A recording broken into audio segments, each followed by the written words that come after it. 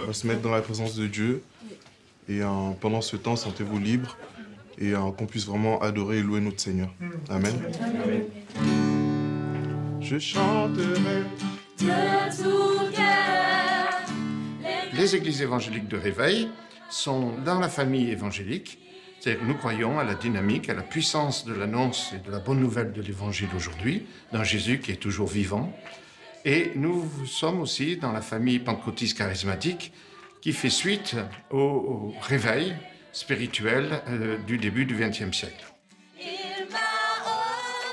Ça fait un bon moment que j'ai donné ma vie au Seigneur et j'ai voulu transmettre ma foi par la louange. On a plein de choses à partager, que ce soit pour la musique, que ce soit pour nos expériences. Enfin, voilà, c'est comme une petite famille. Nous avons une quarantaine de nationalités de tous les âges dans notre paroisse, avec un groupe de jeunes qui est particulièrement dynamique. Ce qui me retient, c'est vraiment la présence de Dieu, le Seigneur et cette famille que j'ai pu trouver, qui est dans l'église, mais qu'on retrouve aussi au dehors, qui est vraiment un soutien dans la vie. J'ai délaissé un peu Dieu et j'ai eu un petit peu, on va dire, un passé un petit peu difficile. Et c'est par travers cette église que j'ai pu revenir. Ça m'a permis d'aller de l'avant et d'oublier le passé. Nous avons mis l'accent sur l'accueil des réfugiés ces dernières années. Nous faisons partie de la Fédération protestante de France et nous sommes heureux de vivre des moments forts au niveau de l'œcuménisme, mais aussi dans ce qui touche l'interreligieux. Si je peux avoir une grande salle, on peut venir, on peut être à 15 et faire quelque chose de super bien, avec une animation, des danses, ou peut-être même leur faire les ongles, la manucure. Moi, je suis aumônier dans la prison des femmes de Corba depuis 6 ans. C'est une chance de faire partie d'une église qui ne se réjouit pas seulement entre elles, mais qu'elle puisse être ouverte sur la ville, sur les œuvres sociales, sur les étrangers, sur les prisons.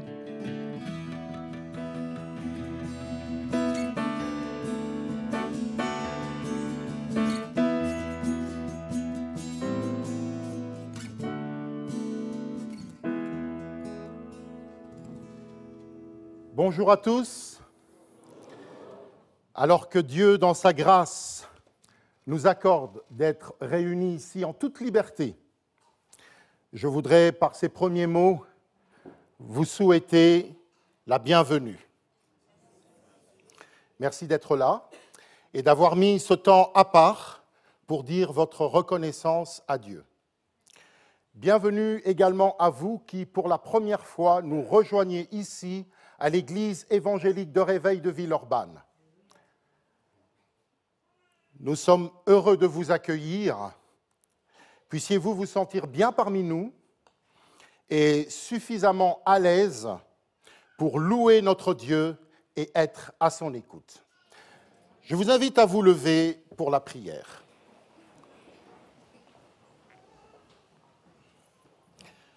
C'est au nom de notre Seigneur et Sauveur Jésus-Christ que nous te disons merci de tout notre cœur pour la vie et la grâce de se réunir ici pendant ce temps du culte en ta présence.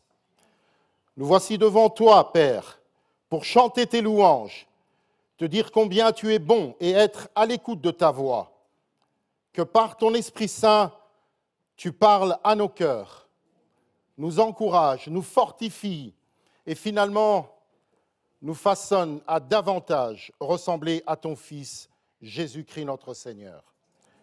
Que ton nom soit béni. Amen. Amen. Restons encore debout et nous allons chanter avec le groupe Louange et Mélina un premier chant dont le titre est « Je viens dans ta maison ». Bonjour à tous. Vraiment, c'est une joie d'être là ce matin, n'est-ce pas? Et nous allons simplement louer, nous allons nous réjouir, nous allons acclamer. Tout à fait, c'est ça.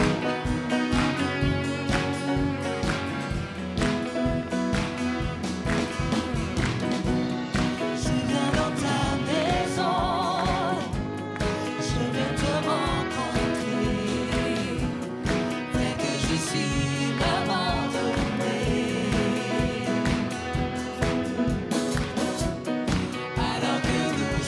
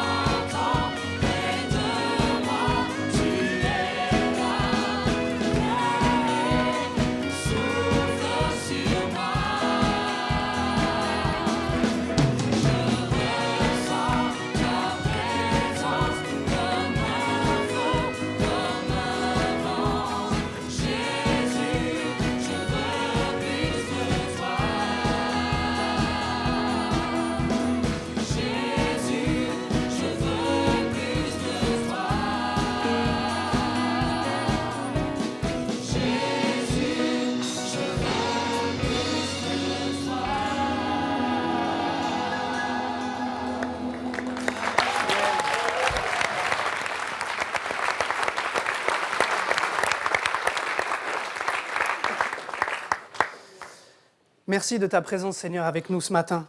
Merci d'être ce Dieu de relation qui veut vraiment être au centre de nos vies. Nous sommes venus dans ta maison, Seigneur, parce que nous voulons ensemble être avec toi. C'est vraiment bon de t'avoir comme Dieu et, Seigneur Jésus, de t'avoir comme Sauveur. Merci pour qui tu es. Merci pour ton amour et nos vies qui sont si précieuses à tes yeux. Durant la semaine, nous avons pu marcher chacun peut-être dans la peine ou parfois dans la joie. Seigneur, tu as été avec nous. Merci aussi, Seigneur, parce que certains d'entre nous peut-être ont fait face à l'échec et d'autres ont fait face à des réussites, mais dans tout ça, tu étais présent. Je crois fermement que tu étais dans nos vies, Seigneur. Ton Saint-Esprit était là pour nous conduire et pour nous aider, Seigneur, à lever les yeux vers toi, afin de recevoir tout l'amour que toi, tu as en réserve pour nous. Alors ce matin, que nous sommes rassemblés tous ensemble, nous voulons vraiment saisir cette belle occasion pour te dire que nous t'aimons, pour t'adorer et pour t'écouter, Seigneur. Amen.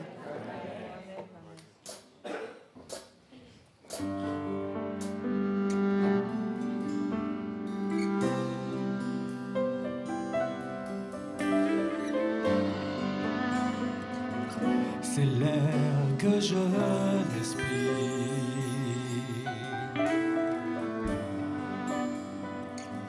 C'est l'air que je respire.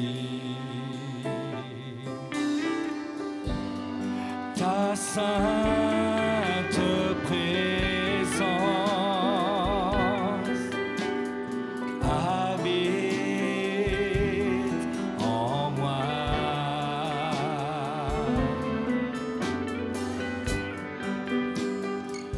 C'est mon pain quotidien. C'est mon pain quotidien. C'est mon pain quotidien. C'est mon pain quotidien. Ta sainte parole, Seigneur, qui vit en moi. Et je suis désespéré sans toi, sans toi. Et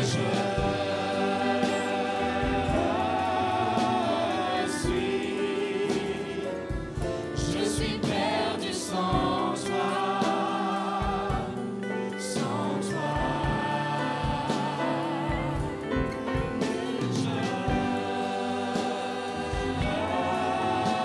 Je suis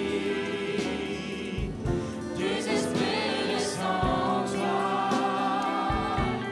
sans toi. Et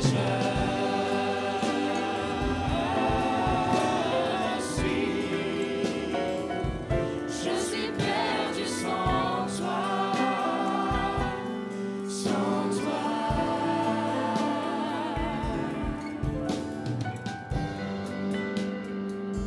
C'est l'air que je respire.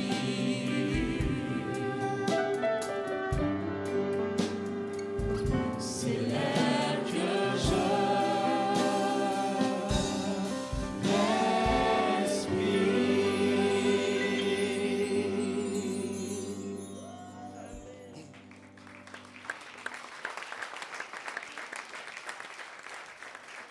Bonjour Église. Voilà, je vous invite à prendre place. Je vais partager avec vous quelques mots de mon parcours de foi. Je suis né à Abidjan, dans une famille chrétienne. Et dès mon plus jeune âge, j'ai reçu une éducation chrétienne qui a éveillé en moi le désir de connaître Dieu. Quand nous étions enfants, avec mes frères et sœurs, nous accompagnions nos parents à l'église, au culte. Moi, j'avais du plaisir à y aller parce que j'aimais chanter, comme le faisons ce matin, et j'aimais beaucoup les histoires de la Bible. J'ai été aussi marqué et touché par les expériences de guérison et de miracles que ma famille a vécues. Et cela m'a emmené à comprendre et à réaliser que notre Dieu est un Dieu puissant, un Dieu qui entend les prières, un Dieu qui est le Dieu sauveur.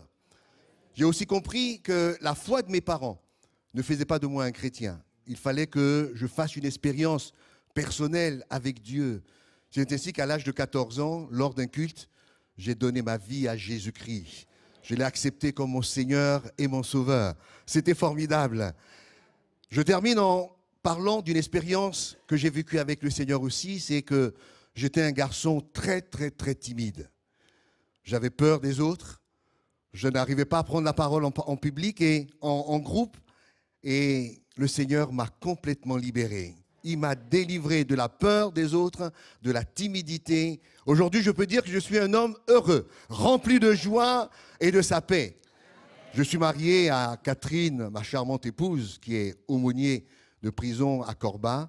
Nous avons 3 enfants et 3 petits-enfants. Et ensemble, nous servons le Seigneur avec joie. Que Dieu vous bénisse.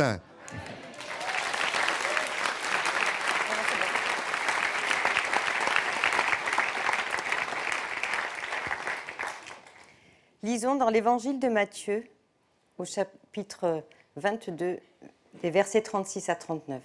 « Maître, quel est le plus grand commandement de la loi ?»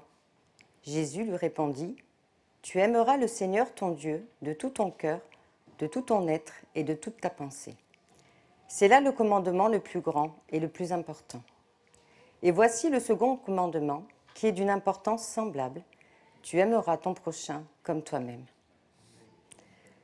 Dans la deuxième lettre de Paul aux Corinthiens, chapitre 5, versets 18 et 19. « Tout cela vient de Dieu, qui nous a réconciliés avec lui par le Christ et qui nous a confié la tâche d'en amener d'autres à la réconciliation avec lui. En effet, par le Christ, Dieu agissait pour réconcilier le monde avec lui, sans tenir compte des fautes des humains.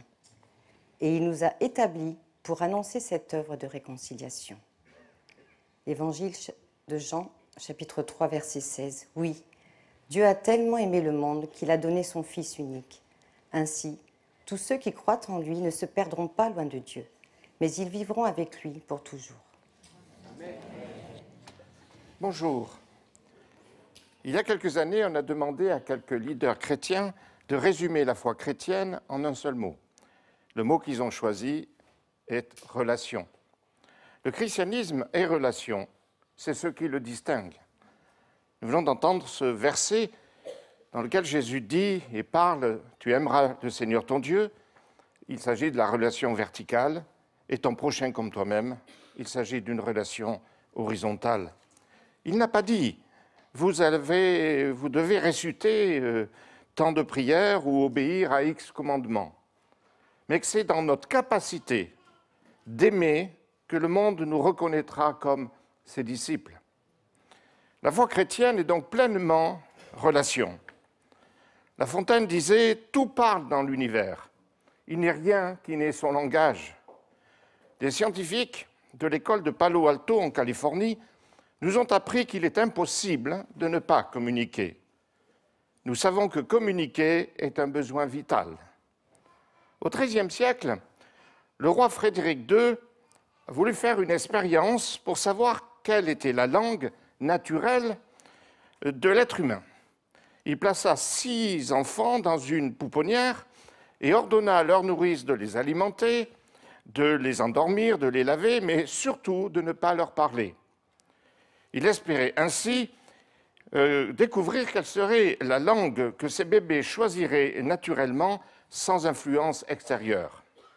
L'expérience fut catastrophique. Non seulement aucun bébé ne se mit à parler un quelconque langage, mais tous dépérirent et finirent par mourir. Les bébés ont besoin de communication pour survivre. Le lait et le sommeil ne suffisent pas. La communication est un élément indispensable à la vie. La Bible dit que nous avons été créés à l'image de Dieu. Or, Dieu est un Dieu de relation. Il est lui-même relation. C'est le grand mystère de la Trinité. Un seul Dieu en 3 personnes. Il n'est donc pas solitaire. Dieu est un, Dieu le Père en relation avec Dieu le Fils et Dieu le Saint-Esprit. Or, l'amour demande et exige un objet. Et ainsi, de toute éternité, c'est l'amour qui unit les 3 personnes de la Trinité. Dieu est par essence amour et relation. C'est dans cette matrice d'amour parfait que Dieu crée l'homme et la femme pour qu'ils soient en communion avec lui et l'un avec l'autre.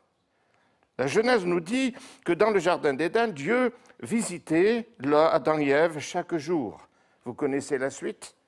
La désobéissance d'Adam et Ève a déformé la relation entre l'homme et Dieu. Cependant, Dieu n'a eu de cesse tout au long de l'histoire de restaurer la relation perdue avec les hommes. Nous nous faisons tous des idées sur Dieu. Sans doute ces idées sont-elles différentes en fonction de notre culture et de notre foi. Mais Dieu, qui peut en donner la définition? Dieu ne se définit pas, il se rencontre.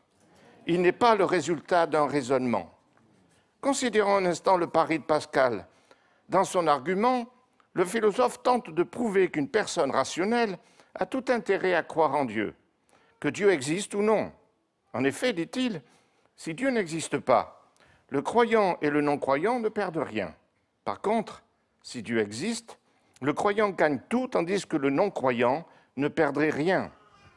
Dans les écrits qu'il nous a laissés, Pascal raconte aussi comment, le 23 novembre 1654, il a vécu une véritable rencontre personnelle et intime avec Dieu.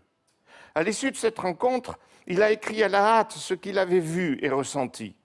Puis il a cousu le texte, dit mémorial de Pascal, dans la doublure de son vêtement, où on le trouva après sa mort.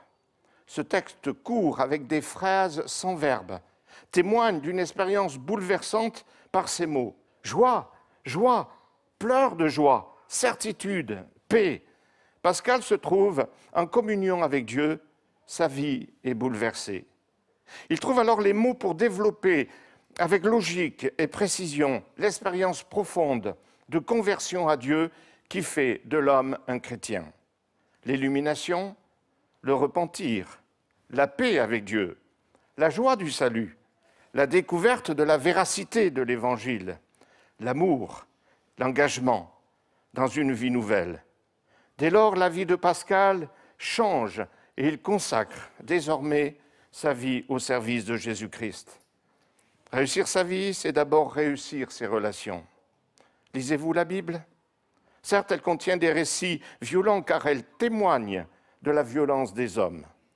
Mais surtout, elle nous fournit les clés pour restaurer, guérir et maintenir la relation. Nous sommes dans une société de relations jetables, superficielles et virtuelles.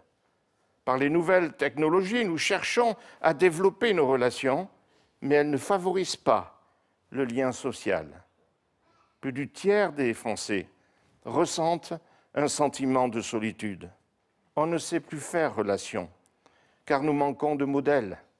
Dès la petite enfance, nous créons de la distance avec les bébés.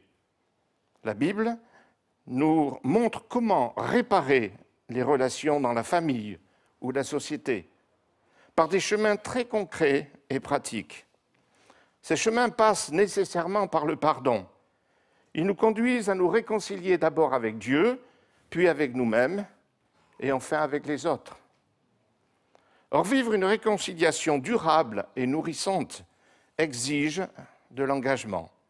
C'est l'engagement qui fait toute la différence si nous voulons guérir en profondeur nos blessures, nos relations blessées. Engagement des parents envers l'enfant, engagement du mari envers son épouse et vice-versa. Notre société souffre de la disparition de tout engagement. En fait, elle est malade de relations jetables. Or, Dieu s'est engagé en Jésus-Christ, qui a donné sa vie pour nous à la croix, gracieusement. Comment est-il possible d'entrer dans une relation avec Dieu? Comme l'a magnifiquement exprimé l'académicien François Cheng, l'humanité est capable du mal le plus horrible, mais Dieu est capable de l'amour le plus total. Il l'a manifesté lorsque Jésus a affronté le mal le plus absolu à la croix du Calvaire. Son sacrifice suprême est la preuve indiscutable de l'amour de Dieu pour nous. Comme il est écrit au verset 16 du chapitre 3 de l'évangile de Jean, « Tous ceux qui croient en lui ne se perdront pas loin de Dieu, mais ils vivront avec lui pour toujours. » Dieu veut une relation personnelle et vivante avec chacun de nous. Dieu nous cherche et il nous tend la main. À chacun de nous de la saisir. Et c'est simple. Demandez clairement à Jésus d'entrer dans votre cœur, il le fera.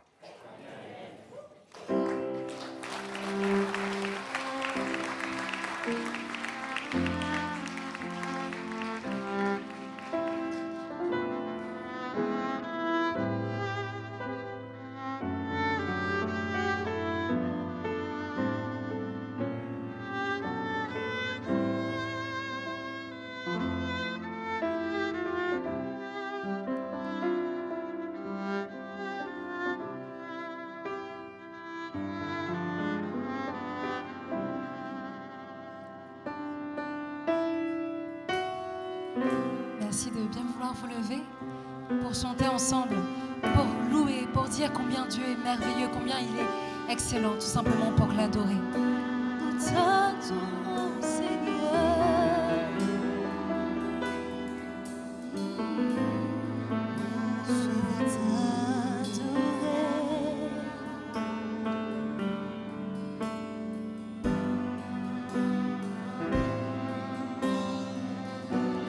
Je veux t'adorer.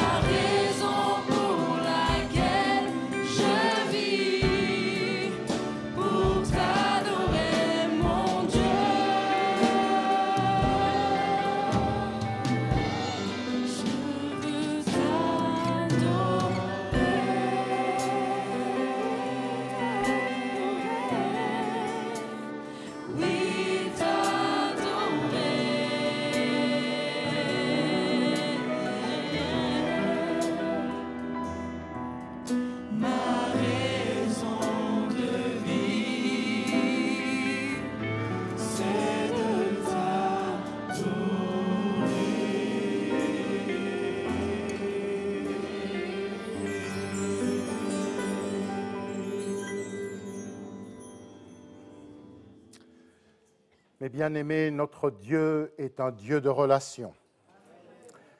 Et Jésus-Christ, notre Seigneur, sachant qu'il allait être crucifié, dira à ses apôtres, « J'ai désiré vivement manger cette Pâque avec vous avant de souffrir. » C'est l'auteur de l'évangile de Luc, en son chapitre 22, verset 15, qui nous relate ce récit.